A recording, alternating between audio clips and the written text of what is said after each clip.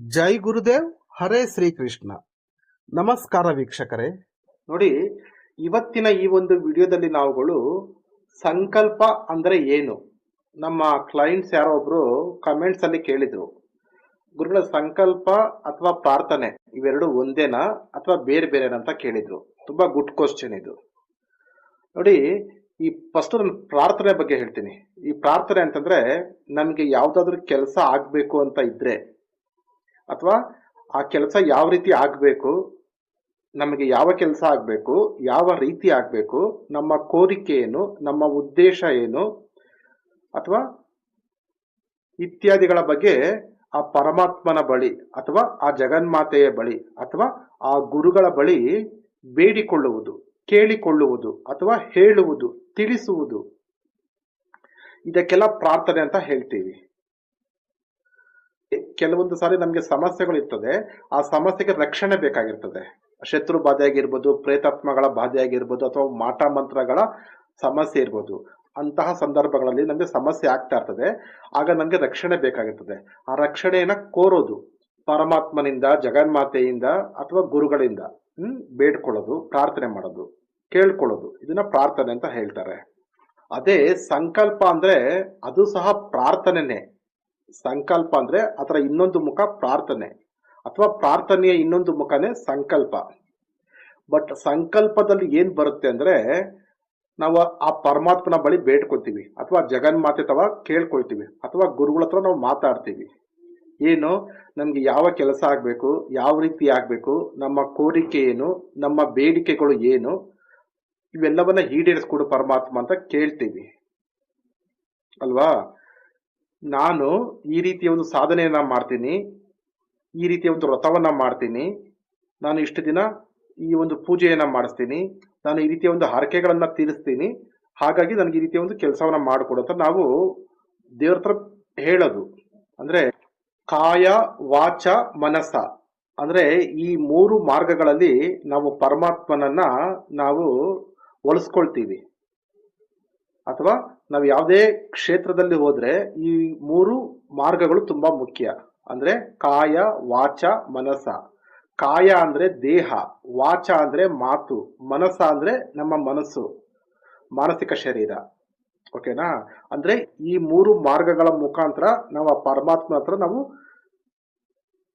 ಬೇಡ್ಕೊಳ್ಳೋದು, ಅಥವಾ ಪಡ್ಕೊಳ್ಳೋದು, ಅಥವಾ ಸೇವೆ ಮಾಡೋದು, ಈ ರೀತಿ ಮಾಡ್ತಾ ಹೋಗ್ತೀವಿ.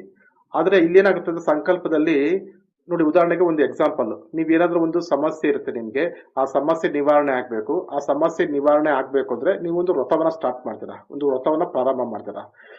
ಏನಂತಂದ್ರೆ, ನಾನು 3 ಹೊತ್ತು ಊಟ ಮಾಡೋದಿಲ್ಲ, ಒಂದೊತ್ತು ಊಟ ಮಾಡ್ತೀನಿ, ಒಂದು ದಿನದಲ್ಲಿ ಒಂದೊತ್ತು ಊಟ ಮಾಡ್ತೀನಿ, ಪರಮಾತ್ಮ ಈ ಸಮಸ್ಯೆಯನ್ನ ನಿವಾರಣೆ ಮಾಡಿ ನನಗೆ ಒಳ್ಳೇದು ಮಾಡ್ಕೊಡಂತ ಬೇಡ್ಕೊಳ್ತೀವಿ. ಇದು ಸಂಕಲ್ಪ. ಅದೇ ತರನೇ ನಾವು ಕೆಲವೊಂದು ಸಾಧನೆಗಳನ್ನ ಮಾಡ್ತೀವಿ. ಆ ಸಾಧನೆಗಳನ್ನು ಮಾಡ್ತಕ್ಕಂಥ ಸಮಯದಲ್ಲಿ ನಾನು ನಾನ್ ವೆಜ್, ಮಾಂಸಾಹಾರವನ್ನು ತಿನ್ನೋದಿಲ್ಲ, ಎಷ್ಟು ದಿನ ಸಾಧನೆ ಮಾಡ್ತೀನೋ ಅಷ್ಟು ದಿನ ಮಾಂಸಾಹಾರವನ್ನು ತಿನ್ನೋದಿಲ್ಲ, ಧೂಮಪಾನವನ್ನ, ಮದ್ಯಪಾನವನ್ನ ಮಾಡೋದಿಲ್ಲ, ಆಮೇಲೆ ಬ್ರಹ್ಮಚರ್ಯವನ್ನ ಪಾಲನೆ ಮಾಡ್ತೀನಿ, ಸುಳ್ಳು ಹೇಳೋದಿಲ್ಲ, ಯಾರನ್ನು ಬೈಯೋದಿಲ್ಲ. ಈ ತರ ಕೆಲವೊಂದೆಲ್ಲ ನಾವು ಹೇಳ್ತೀವಿ ದೇವರ ಹತ್ರ, ಪರಮಾತ್ಮನ ಹತ್ರ ನಾವು ಹೇಳ್ತೀವಿ. ಅದನ್ನ ಸಂಕಲ್ಪ ಅಂತ ಕರೀತಾರೆ. ನೋಡಿ, ಕಾಯ, ವಾಚ, ಮನಸ, ದೇಹ, ಮಾತು, ಮನಸ್ಸು, ಈ ಮೂರು ಮಾರ್ಗಗಳಿಂದ ನಾವು ಪರಮಾತ್ಮನ ಹತ್ರ ಕೇಳ್ಕೊಳ್ಳೋದು, ಬೇಡ್ಕೊಳ್ಳೋದು, ಪಡ್ಕೊಳ್ಳೋದು. ಕೆಲವೊಂದು ಅಭ್ಯಾಸಗಳನ್ನ ಬಿಟ್ಬಿಡ್ತೀನಿ, ನನಗೆ ಒಳ್ಳೇದನ್ನ ಮಾಡು, ನಾನು ನಿನಗೋಸ್ಕರ ಈ ರೀತಿಯ ಒಂದು ಕರ್ಮಗಳನ್ನ ಮಾಡ್ತೀನಿ, ಅಂದ್ರೆ ಕೆಲಸಗಳನ್ನ ಮಾಡ್ತೀನಿ, ದಯಮಾಡಿ ನೀನು ನನಗೆ ಒಳ್ಳೇದನ್ನ ಮಾಡು, ಅಥವಾ ರಕ್ಷಣೆಯನ್ನ ಕೊಡು, ಅಥವಾ ನನ್ನ ಉದ್ದೇಶವನ್ನ ಈಡೇರಿಸು, ಅಥವಾ ನಾನು ಬೇಡಿಕೊಂಡಿರ್ತಕ್ಕಂತಹ ಒಂದು ಫಲವನ್ನ ಕೊಡು ಅಂತ ಕೇಳ್ಕೊಳ್ಳೋದು. ಇದನ್ನ ಸಂಕಲ್ಪ ಅಂತ ಹೇಳ್ತಾರೆ. ಅಂದ್ರೆ ಈಗ ದೇಹ ಅಂದ್ರೆ ದೇಹವನ್ನ ದಂಡಿಸಿ ಅಥವಾ ದೇಹವನ್ನ ಸೇವೆ ಮಾಡೋದ್ರ ಮುಖಾಂತರ ಆ ದೇಹವನ್ನ ಬಳಸ್ಕೊಂಡು ಬೇಡ್ಕೊಳ್ಳೋದು ಕಾಯ ಅಂತಂದ್ರೆ. ವಾಚ ಅಂದ್ರೆ ಮಾತಿನ ಮುಖಾಂತರ, ಅಂದ್ರೆ ಪರಮಾತ್ಮನನ್ನ ನಾಮಸ್ಮರಣೆ ಮಾಡೋದು, ಮಂತ್ರ ಜಪ ಮಾಡೋದು, ಆರಾಧನೆ ಮಾಡೋದು, ಅಥವಾ ಸ್ತೋತ್ರಗಳನ್ನ ಹೇಳೋದು, ಅಥವಾ ಪರಮಾತ್ಮನಿಗೆ ಸಂಬಂಧಪಟ್ಟಂತಹ ಹಾಡುಗಳನ್ನ ಹಾಡೋದು, ಭಜನೆ ಮಾಡೋದು, ಈ ರೀತಿ ಎಲ್ಲ ಮಾಡೋದು ವಾಚ ಅಂದ್ರೆ ಮಾತಿನಿಂದ ಮಾಡ್ತಕ್ಕಂತಹ ಒಂದು ಕ್ರಿಯೆಗಳು. ಅದೇ ತರ ನಾವು ಮಾತು ಕೊಡ್ತೀವಿ, ಅಂದ್ರೆ ವಚನ ಕೊಡ್ತೀವಿ. ನಾನು ಈ ರೀತಿ ಇರ್ತೀನಿ, ಆ ರೀತಿ ಇರ್ತೀನಿ, ಈ ರೀತಿ ಮಾಡ್ತೀನಿ ಅಂತ. ಆ ವಚನ ನಾವು ಹೇಳ್ದಾಗೆ ನಡ್ಕೊಳ್ಳೋದು. ಅಂದ್ರೆ ಸಂಕಲ್ಪ ಅಂದ್ರೆ ಇದೊಂದು ಅರ್ಥ, ಹೇಳುವುದು ಪ್ರಾರ್ಥನೆ, ಹೇಳಿದಂತೆ ನಡೆದುಕೊಳ್ಳುವುದು ಸಂಕಲ್ಪ. ನುಡಿಯುವುದು ಪ್ರಾರ್ಥನೆ, ನುಡಿದಂತೆ ನಡೆದುಕೊಳ್ಳುವುದೇ ಸಂಕಲ್ಪ. ಅರ್ಥ ಆಯ್ತಲ್ಲ? ಇನ್ನೊಂದು ವಿಷಯ ಏನಪ್ಪಾ ಅಂತಂದ್ರೆ, ಸಂಕಲ್ಪ ಮತ್ತೆ ಹರಕೆ ಎರಡು ಸಹ ಒಂದೇ. ಯಾಕಂದ್ರೆ ಎರಡರಲ್ಲೂ ನಾವು ಮಾತು ಕೊಡ್ತೀವಿ, ಮಾತು ಕೊಟ್ಟು ನಾವು ನಡ್ಕೊಳ್ತೀವಿ. ಹರಕೆ ಕಟ್ಟುವುದು ಅದು ಸಹ ಸಂಕಲ್ಪನೆ, ಪ್ರಾರ್ಥನೆ ಇನ್ನೊಂದು ಅರ್ಥನೇ ಸಂಕಲ್ಪ. ಇದು ಸ್ವಲ್ಪ ಅರ್ಥ ಮಾಡ್ಕೊಳ್ಳಿ, ನಿಮ್ಗೆ ಅರ್ಥ ಆಗುತ್ತೆ. ಆದ್ರೆ ಇಲ್ಲಿ ಸಂಕಲ್ಪ ಪ್ರಾರ್ಥನೆ ಮಾಡ್ತೀವಿ, ಕೇಳ್ಕೊಳ್ತೀವಿ, ಅದೇನ್ ಸಮಸ್ಯೆ ಬರೋದಿಲ್ಲ. ಆದ್ರೆ ನಾವೇನ್ ಮಾಡ್ತೀವಿ, ಸಂಕಲ್ಪ ಮಾಡ್ಕೊಂಡವಾಗ ಅಂದ್ರೆ ವಚನ ಕೊಟ್ಟಾಗ ದೇವ್ರಿಗೆ ನಾವು ಮಾತಾಡ್ತೀವಿ ಮಾನಸಿಕವಾಗಿ, ಅಥವಾ ನೇರವಾಗಿ ಮಾತಾಡಿ ಹೇಳ್ತೀವಿ, ಈ ರೀತಿ ಮಾಡ್ತೀವಿ, ಈ ರೀತಿ ಮಾಡ್ತೀವಿ ಅಂತ ಹೇಳ್ಕೊಂತೀವಿ. ಹೇಳ್ಕೊಂಡು ಅದೇ ತರ ನಾವು ನಡ್ಕೊಳ್ಬೇಕು. ಎಷ್ಟೇ ಕಷ್ಟ ಬಂದ್ರು, ಏನೇ ಸಮಸ್ಯೆ ಬಂದ್ರು, ಏನೇ ವಿಘ್ನಗಳು ಬಂದ್ರು, ಅಥವಾ ಏನೇ ಅಡೆತಡೆಗಳು ಬಂದ್ರು, ನಾವು ಹೇಳಿದ ಮಾತನ್ನ ಅಂದ್ರೆ ಕೊಟ್ಟ ಮಾತನ್ನ ಬಿಡಬಾರದು. ಕೊಟ್ಟ ಮಾತಿನಂತೆ ನಡೆದುಕೊಳ್ಬೇಕು, ಅದೇ ಸಂಕಲ್ಪ. ಮತ್ತೆ ಇಲ್ಲೊಂದು ಪ್ರಶ್ನೆ ಬರ್ತದೆ, ಬೈ ಚಾನ್ಸ್ ನಾವು ಸಂಕಲ್ಪವನ್ನ ನೆಗ್ಲೆಕ್ಟ್ ಮಾಡಿದ್ರೆ, ಅಥವಾ ಸಂಕಲ್ಪವನ್ನ ಅರ್ಧದಲ್ಲೇ ಬಿಟ್ಬಿಟ್ರೆ, ಅಥವಾ ಸಂಕಲ್ಪ ಮಾಡಿಕೊಂಡು ಆ ರೀತಿ ನಾವು ನಡೆದುಕೊಳ್ಳದೆ ಹೋದ್ರೆ ಏನಾಗುತ್ತೆ ಅಂತ ಒಂದು ಪ್ರಶ್ನೆ ಬರುತ್ತೆ. ಅಂದ್ರೆ ನೋಡಿ, ನಾವು ಮಾತು ಕೊಟ್ಟು ಅದನ್ನ ಆ ರೀತಿ ನಾವು ನಡ್ಕೊಳ್ದೆ ಹೋದ್ರೆ ವಚನ ಭ್ರಷ್ಟರಾಗ್ತೀವಿ, ಮೊದಲನೇ ಪಾಯಿಂಟ್ ಅಲ್ವಾ? ಇಲ್ಲಿ ಯಾರ ತವ ನಾವು ಮಾತು ಕೊಟ್ಟಿರೋದು? ಪರಮಾತ್ಮನ ಹತ್ರ, ಆ ಜಗನ್ಮಾತೆ ಹತ್ರ, ಆ ಗುರುಗಳ ಹತ್ರ ನಾವು ಮಾತು ಕೊಟ್ಟಿರೋದು. ಈ ರೀತಿ ನಡ್ಕೊಳ್ತೀನಿ, ಈ ರೀತಿ ಇರ್ತೀನಿ, ಈ ರೀತಿ ಮಾಡ್ತೀನಿ ಅಂತ ಅಂದ್ಬಿಟ್ಟು ಅಲ್ಲಿ ನಾವು ನಡ್ಕೊಳ್ದೆ ಇದ್ದಾಗ ಅಲ್ಲಿ ನಮ್ಗೆ ದೋಷ ಬರುತ್ತೆ. ದೋಷ ಅಂದ್ರೆ ಕೆಟ್ಟದಾಗತ್ತೆ ನಮ್ಗೆ. ಅಂದ್ರೆ ನಮ್ಮ ಜೀವನದಲ್ಲಿ ನಾವ್ ಏನ್ ಅನ್ಕೊಂಡು ಮಾಡಿದ್ರೋ ಅದೇ, ನಾವ್ ಏನ್ ಫಲ ಬೇಕು ಅಥವಾ ನಮ್ಗೆ ಏನ್ ಉದ್ದೇಶ ಇಟ್ಕೊಂಡು ನಾವು ಮಾಡಿದ್ರೋ ಅದು ನಮ್ಗೆ ರಿವರ್ಸ್ ಆಗುತ್ತೆ, ಅಥವಾ ಅದು ನಮ್ಗೆ ಉಲ್ಟಾ ಆಗುತ್ತೆ, ಕೆಟ್ಟದಾಗತ್ತೆ. ನಮ್ಗೆ ಒಳ್ಳೇದಾಗೋ ಬದಲು ಕೆಟ್ಟದಾಗತ್ತೆ. ಅಂದ್ರೆ ನೋಡಿ, ಮನುಷ್ಯರು ಬೇಕಾದ್ರೆ ಮರ್ತು ಬಿಡ್ಬೋದು, ಆದ್ರೆ ಪರಮಾತ್ಮ ಮರೆಯೋದಿಲ್ಲ. ನಾವು ಕೊಟ್ಟಿರ್ತಕ್ಕಂಥ ಮಾತನ್ನ, ಸಂಕಲ್ಪವನ್ನ, ಹರಕೆಯನ್ನ ಆ ಪರಮಾತ್ಮ ಮರೆಯೋದಿಲ್ಲ. ಹಾಗಾಗಿ ಕಾಯ, ವಾಚ, ಮನಸ ನಾವು ಮೂರು ರೀತಿನಲ್ಲೂ ಶುದ್ಧವಾಗಿರ್ಬೇಕು. ಆಗ್ಲೇ ನಮ್ಗೆ ಪರಮಾತ್ಮ, ಆ ದೈವಿಕ ಶಕ್ತಿಗಳು ಒಲಿದು ಬರೋದು. ಓಕೆನಾ?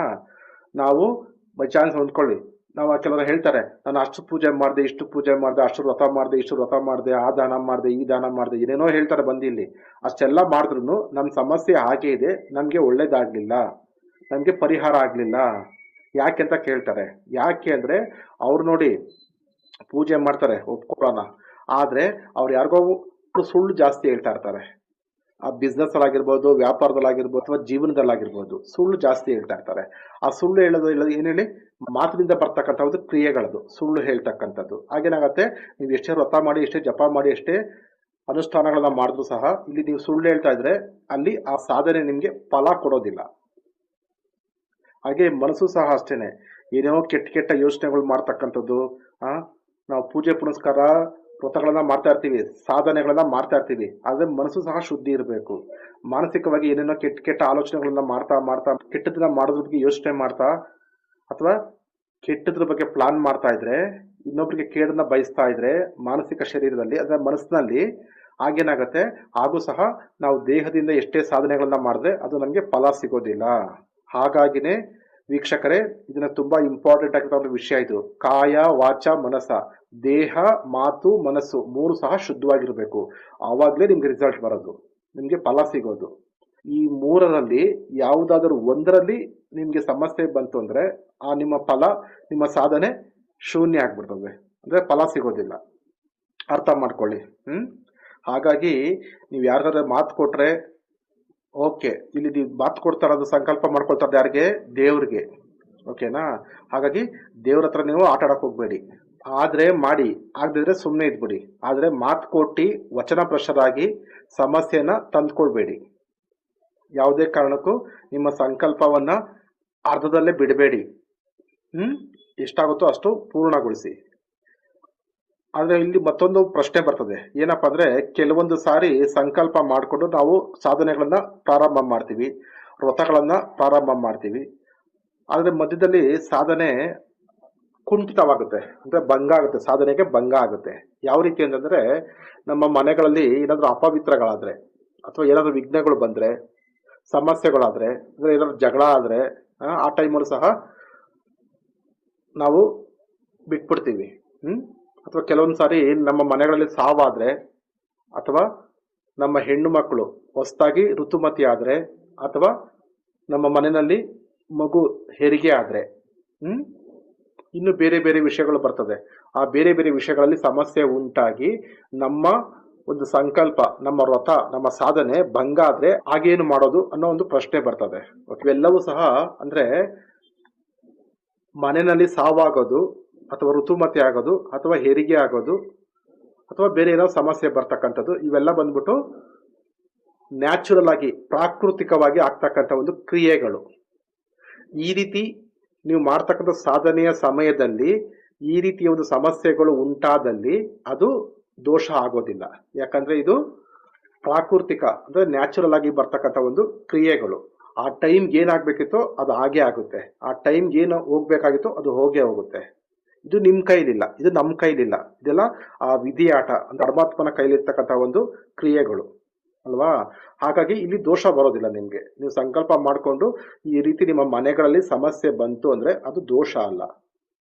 ಅದೇ ನೀವಾಗಿ ನೀವು ಸಂಕಲ್ಪ ಮಾಡಿಕೊಂಡು ಮಾತು ಕೊಟ್ಟು, ಅದೇ ನೀವಾಗಿ ನೀವು ನಿಮ್ಮ ಸ್ವಾರ್ಥಕ್ಕಾಗಿ ನಿಮ್ಮ ವ್ರತವನ್ನ ಭಂಗ ಮಾಡಿಕೊಂಡ್ರೆ ಅದು ದೋಷ. ಉದಾಹರಣೆಗೆ ನಿಮ್ಗೇನೋ ಒಂದು ಕಾಮ ಪ್ರಚೋದನೆಗಳಿಗೆ ಸಂಬಂಧಪಟ್ಟಂತೆ ಕೆಲವೊಂದು ಉದ್ವೇಗಕ್ಕೆ ಒಳಗಾಗಿ ನೀವು ಸಾಧನೆ ಮಾಡ್ತಕ್ಕಂಥ ಸಮಯದಲ್ಲಿ ನಿಮ್ಮ ಸಾಧನೆಯನ್ನ, ನೀವು ಕೊಟ್ಟಿರ್ತಕ್ಕಂಥ ಮಾತನ್ನ ಭಂಗಗೊಳಿಸೋದು, ನಾನ್ ವೆಜ್ ತಿಂದ್ಬಿಡೋದು, ಅಥವಾ ಡ್ರಿಂಕ್ಸ್ ಮಾಡೋದು, ಸಿಗರೇಟ್ ಸೇದೋದು, ಅಥವಾ ಬ್ರಹ್ಮಚರ್ಯವನ್ನ ಪಾಲನೆ ಮಾಡದೇ ಇರ್ತಕ್ಕಂಥದ್ದು, ಅಥವಾ ನೀವು ನಿಮ್ಮ ಆಸೆಗೆ ಅಥವಾ ಅಹಂಕಾರಕ್ಕೆ ಅಥವಾ ನಿಮ್ಮ ಲೆವೆಲ್ಗೆ, ಅಂದ್ರೆ ಇಲ್ಲಿ ಏನಪ್ಪ ಹೇಳ್ತಾ ಇದ್ದೆ ಅಂದ್ರೆ ಅದಾಗಾದ್ರೆ ಏನು ತೊಂದರೆ ಇಲ್ಲ ಪ್ರಾಕೃತಿಕವಾಗಾದ್ರೆ, ಬಟ್ ನೀವಾಗಿ ನೀವು ಮಾಡ್ಕೊಂಡ್ರೆ ಅದು ದೋಷ ಬರುತ್ತೆ. ಆ ಉದ್ದೇಶ, ಆ ಫಲ ನಿಮ್ಗೆ ರಿವರ್ಸ್ ಆಗುತ್ತೆ, ನಿಮ್ಗೆ ಉಲ್ಟಾ ಆಗುತ್ತೆ. ಅರ್ಥ ಆಯ್ತಲ್ವಾ. ಹಾಗಾಗಿ ನಿಮ್ಮ ಸ್ವಾರ್ಥಕ್ಕಾಗಿ, ನಿಮ್ಮ ಒಂದು ಕಾಮನೆಗಳಿಗಾಗಿ, ಅಥವಾ ನಿಮ್ಮ ಒಂದು ಅಹಂಕಾರಕ್ಕಾಗಿ ಈ ಸಾಧನೆಗಳನ್ನ, ಕೊಟ್ಟಿರ್ತಕ್ಕಂಥ ಮಾತುಗಳನ್ನ, ಸಂಕಲ್ಪವನ್ನ ಮುರಿಬಾರ್ದು ಯಾವುದೇ ಕಾರಣಕ್ಕೂ. ಎಷ್ಟು ಆಗುತ್ತೋ ಅಷ್ಟು ನೀವು ಪ್ರಯತ್ನ ಪಡ್ತಾ ಹೋಗ್ಬೇಕು. ಆಗುತ್ತೆ, ಒಂದ್ಸರಿ ತೊಂದರೆ ಆಗ್ಬೋದು, 2 ಸರಿ ತೊಂದರೆ ಆಗ್ಬೋದು, 3 ಸತಿ ತೊಂದರೆ ಆಗ್ಬೋದು, ಬಟ್ 4ನೇ ಸತಿ ಯಾವುದೇ ತೊಂದರೆಗಳು ನಿಮ್ಗೆ ಕಾಡೋದಿಲ್ಲ, ಸಮಸ್ಯೆ ಕೊಡೋದಿಲ್ಲ ನಿಮ್ಗೆ. ನೀವು ಮಾಡಬಹುದು. ಸತತವಾಗಿ ಪ್ರಯತ್ನ ಮಾಡ್ತಾನೆ ಇರಬೇಕು ಅಷ್ಟೇ. ಎಲ್ಲವನ್ನ ಆ ಪರಮಾತ್ಮನ ಪಾದಕ್ಕೆ ಅರ್ಪಿಸಿ, ನಮ್ದು ಕೆಲಸ ಏನು, ಪ್ರಯತ್ನ ಅಷ್ಟೇ. ಫಲ ಆ ಪರಮಾತ್ಮ ಕೊಡ್ತಾನೆ, ರಕ್ಷಣೆ ಆ ಪರಮಾತ್ಮ ಕೊಡ್ತಾನೆ. ಈ ರೀತಿ ಮಾಡ್ತಾ ಹೋಗ್ಬೇಕಾಗತ್ತೆ. ವಾಚನ ಮಾರ್ಗದಲ್ಲಿ ಸಂಕಲ್ಪ ಬರ್ತದೆ ಅಲ್ವಾ, ಕಾಯ ವಾಚ ಮನಸ. ಇಲ್ಲಿ ಕಾಯ ಬೇರೆ, ಮನಸ ಬೇರೆ. ನಾನು ಮಾತಾಡ್ತಾ ಇರೋದು ವಾಚ. ವಾಚ ಅಂದ್ರೆ ಮಾತು, ಮಾತಿಗೆ ಸಂಬಂಧಪಟ್ಟಂತಹ ವಿಚಾರ ಆಗಿರೋದ್ರಿಂದ ನೀವು ಸಾಧನೆಗಳನ್ನ ಮಾಡ್ತಕ್ಕಂಥ ಸಮಯದಲ್ಲಿ ಮಂತ್ರಗಳನ್ನ ಜಪ ಮಾಡ್ತೀರಾ. ಮಂತ್ರಗಳನ್ನ ಜಪ ಮಾಡ್ತಕ್ಕಂಥ ಸಮಯದಲ್ಲಿ ನೀವು ಬೇರೆ ಸಮಯಗಳಲ್ಲಿ, ಅಂದ್ರೆ ಪ್ರತಿದಿನ ಅನುಷ್ಠಾನ ಮಾಡ್ತಾ ಇರ್ತೀರಾ, ಪ್ರತಿದಿನ ನೀವು ಜಪ ಮಾಡ್ತಾ ಇರ್ತೀರಾ. ನೀವು ಸುಳ್ಳು ಹೇಳ್ಬಾರ್ದು, ಮೊದಲನೇ ಪಾಯಿಂಟು. ಎರಡನೇದು, ಯಾರಿಗೂ ಬೈಬಾರ್ದು, ಯಾರಿಗೂ ಶಾಪಗಳು ಹಾಕ್ಬಾರ್ದು. ಹಾಗೇನಾಗುತ್ತೆ, ನೇರವಾಗಿ ಬೇಗ ತಟ್ಟುಬಿಡುತ್ತೆ ಅವ್ರಿಗೆ. ಈ ಮಂತ್ರ ಶಕ್ತಿಯಿಂದ, ಈ ವಾಚಾ ಶಕ್ತಿಯಿಂದ ನೀವು ಪ್ರತಿದಿನ ನೀವು ಸಾಧನೆ ಮಾಡ್ತಾ ಇರ್ತೀರಾ. ಹಾಗಾಗಿ ಉಳಿದ ಬೇರೆ ಸಮಯಗಳಲ್ಲೂ ಸಹ ನೀವು ಶಾಂತವಾಗಿ ಇದ್ದು ಬಿಡಬೇಕು. ಯಾರನ್ನೂ ಬೈಬಾರ್ದು, ಸುಳ್ಳು ಹೇಳ್ಬಾರ್ದು, ಹಾಗೆ ಯಾರಿಗೂ ಶಾಪಗಳನ್ನ ಹಾಕಬಾರ್ದು. ಅದು ಬೇಗ ತಟ್ಟುತ್ತೆ. ಇದನ್ನ ಜ್ಞಾಪಕ ಇಟ್ಕೊಳ್ಳಿ. ಇದು ನನ್ನ ಸ್ವಂತ ಅನುಭವ. ವಾಚಾ ಮಾರ್ಗದಲ್ಲಿ ನೆಕ್ಸ್ಟ್ ಹರಕೆಗಳು ಬರ್ತದೆ. ಅದನ್ನ ನೆಕ್ಸ್ಟ್ ವಿಡಿಯೋದಲ್ಲಿ ನಾನು ನಿಮ್ಗೆ ಹೇಳ್ತೀನಿ. ನಾವು ಹರಕೆ ಅಂದ್ರೆ ಏನು, ಹರಕೆ ಮಾಡ್ಕೊಂಡ್ರು ಅದನ್ನ ತೀರಿಸದೆ ಹೋದ್ರೆ ಏನು ಸಮಸ್ಯೆಗಳಾಗುತ್ತೆ, ಏನ್ ಪ್ರಾಬ್ಲಮ್ಸ್ ಆಗುತ್ತೆ, ಅದ್ರ ಬಗ್ಗೆ ನಾನು ಮುಂದಿನ ವಿಡಿಯೋಗಳಲ್ಲಿ ತಿಳಿಸ್ತೀನಿ, ಹರಕೆಗಳ ಬಗ್ಗೆ. ಓಕೆ, ಈಗ ಈ ಪ್ರಾರ್ಥನೆ, ಸಂಕಲ್ಪ, ಕಾಯ ವಾಚ ಮನಸ, ಇಷ್ಟ್ರ ಬಗ್ಗೆ ತಿಳ್ಕೊಂಡು ಇದೇ ಪ್ರಕಾರ ನೀವು ನಡ್ಕೊಳ್ಳಿ. ಸರಿ ವೀಕ್ಷಕರೇ, ಇಷ್ಟು ಹೇಳ್ತಾ ಇವತ್ತಿನ ಈ ಒಂದು ವಿಡಿಯೋವನ್ನ ಇಲ್ಲಿಗೆ ಮುಗಿಸ್ತಾ ಇದ್ದೀನಿ. ಧನ್ಯವಾದಗಳು.